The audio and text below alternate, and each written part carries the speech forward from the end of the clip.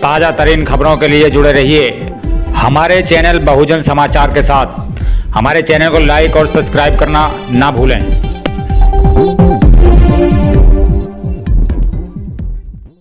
मलंगम सीता समारो इतवामभागम पाणौ महासायक चारुचापम नमामि रामं रघुवंशनाथम।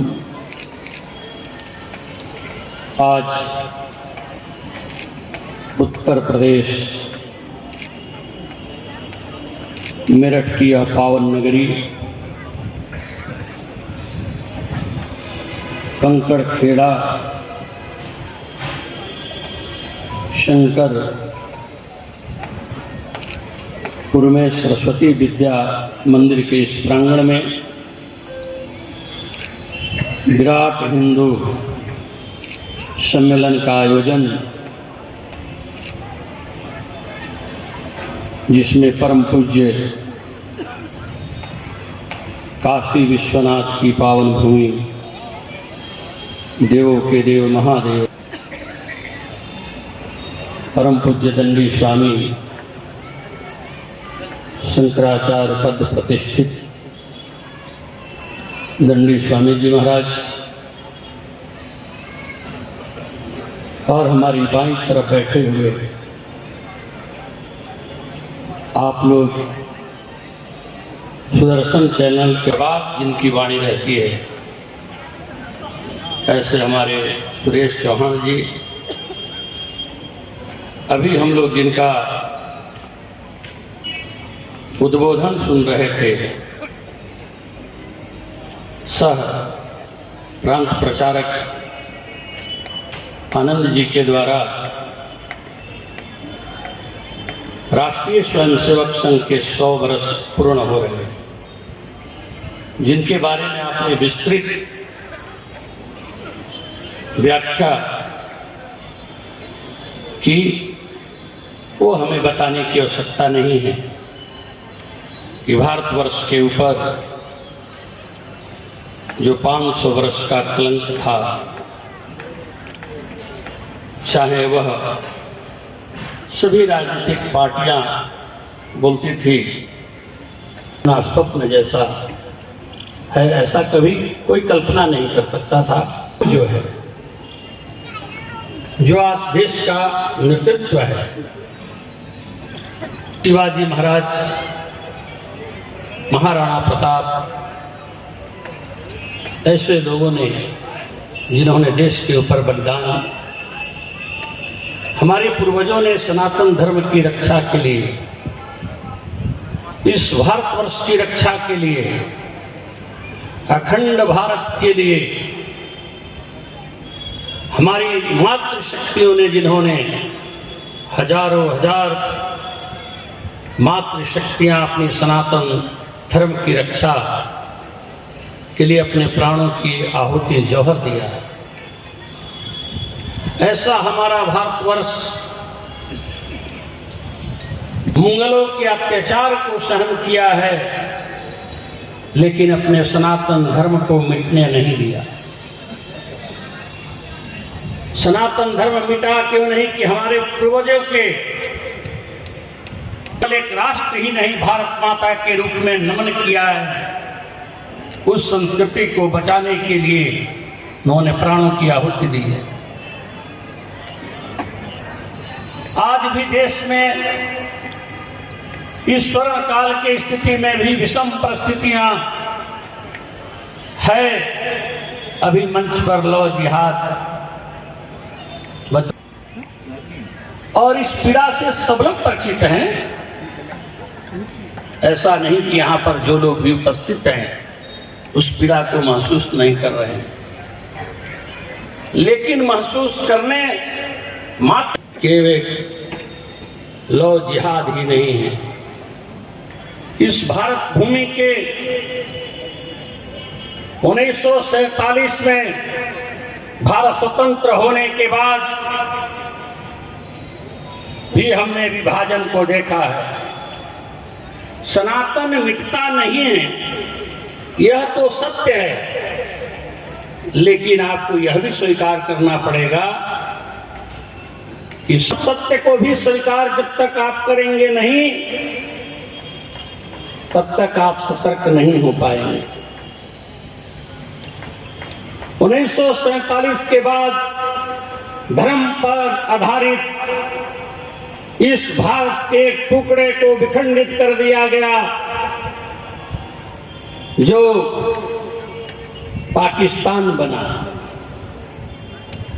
भारत के एक अंग को धर्म विशेष के नाम पर काट दिया गया और दूसरा भी विभाजन देश के स्वतंत्र होने के कुछ दिनों के बाद ही बांग्लादेश बना।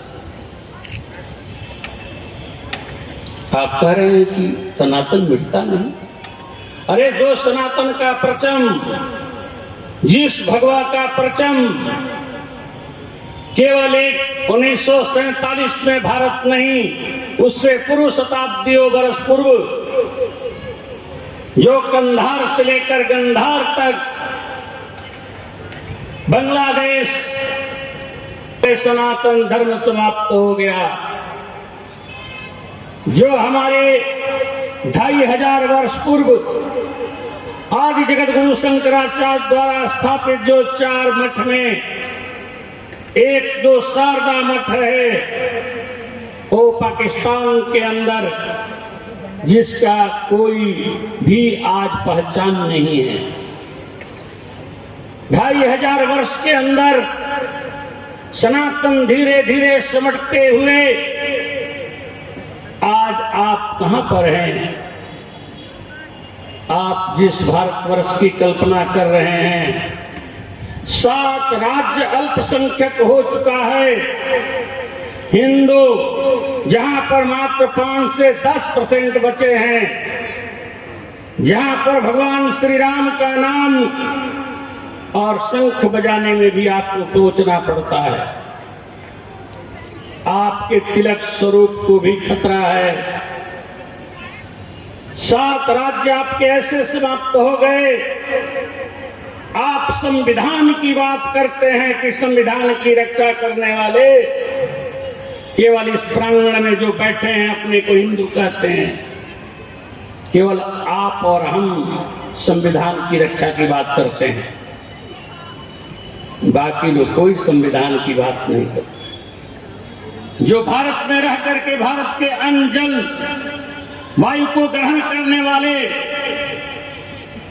जो वंदे मातरम से घृणा करते हो, उनसे क्या कल्पना करेंगे कि भारत की रक्षा होगी, भारत की सुरक्षा होगी? अभी वर्तमान परिस्थितियों में आप बांग्लादेश की स्थिति देखिए। इसलिए नेताओं से राज्य नहीं बचेगा, देश नहीं बचेगा। नेता स्वार्थी होकर के केवल अपने कुर्सी को बचाने के लिए रात दिन लगे हुए हैं कि हमारी कुर्सी सुरक्षित रहे। या कोई केवल आपका नाम लेते हैं, धर्म की बात कर रहे हैं। अगर ऐसा होता, क्योंकि आज माघ की पूर्णिमा पर भगवान श्री राम का वह यह देश है, क्या वहां कोई जाति पाति का विभाजन था क्या? अगर होता तो भगवान राम निषाद राज से प्रेम नहीं करते। क्या उस समय निषाद राजा थे? राजा ऐसा चक्रवर्ती सम्राट दशरथ जी के सनातन में कोई छुआछूत भेद था ही नहीं। ये तो हमारे विधर्मियों ने हमारे भारत को विखंड विखंड करने के लिए जाति के जो काम अंग्रेजों ने किया, आज देश की पार्टियां कर रही है। हर जातियों में अलग अलग बांटती जा रही है। हमें सतर्क होना होगा, क्योंकि हमारी बहन बेटी, और यही नहीं, लैंड जिहाद भी चल रहा है। ऐसे ला करते हैं अपने बच्चों पर, और बच्चे आपको क्या करते हैं, वृद्धाश्रम में भेजते हैं।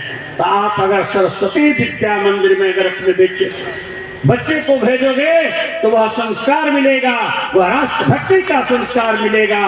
वो आपको वृद्धाश्रम नहीं भेजेगा, आपका पूजन करेगा, मातृदेवो भव, पितृदेवो भव, आचार्य देवो भव की संस्कृति सीखेगा। नहीं तो पैसा भी जाएगा और आप वृद्धाश्रम की तरफ भी जाओगे। इसलिए हमें सावधान होना होगा। जय श्री राम।